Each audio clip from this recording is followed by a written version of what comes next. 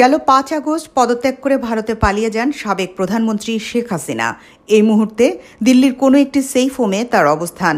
এদিকে বৈষম্য বিরোধী ছাত্র আন্দোলনে গুলি করে হত্যা এবং গেল ১৫ বছরের শাসনামলে গুমসহ নানা অভিযোগে তার নামে প্রতিদিনই মামলা হচ্ছে।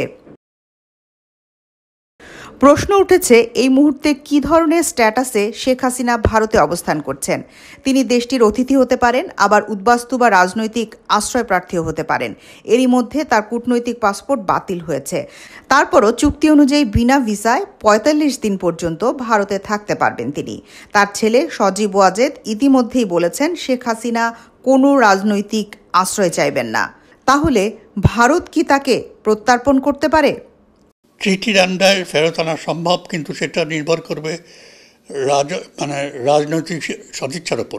কিন্তু তার মধ্যে আবার আর কথা আছে, সেখানে এমন একটা অপরাধ হতে হবে যেটা জনস্বার্থে তার উপস্থিতি আমাদের দেশে প্রয়োজন। অন্তর্বর্তী সরকারে অন্তত ৩ জন ভালো ভালো আইনজ্ঞ আছেন যারা এসব ব্যাপারে জানেন আর কি। তো আমি নিশ্চিত যে এটা বিবেচনা করা হবে। ভারত মূলত ৩টি বিষয়কে গুরুত্ব দিচ্ছে।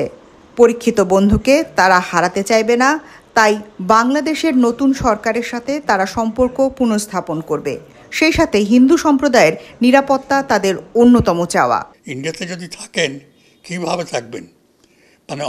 অনির্দিষ্টকালের জন্য তো তিনি থাকতে পারবেন না। তিনি তো বন্দী হননি এখনও।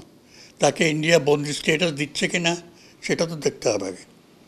এবং আমরা তো চাইবই তাকে ফেরত এনে তাকে, কারণ আমাদের এখানে তো কত শত লোক মারা গেল এই কয়েকদিনে।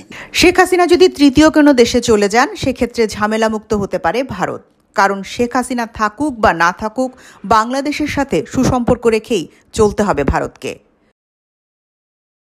ঝুমুর বাড়ি, ৭১, ঢাকা।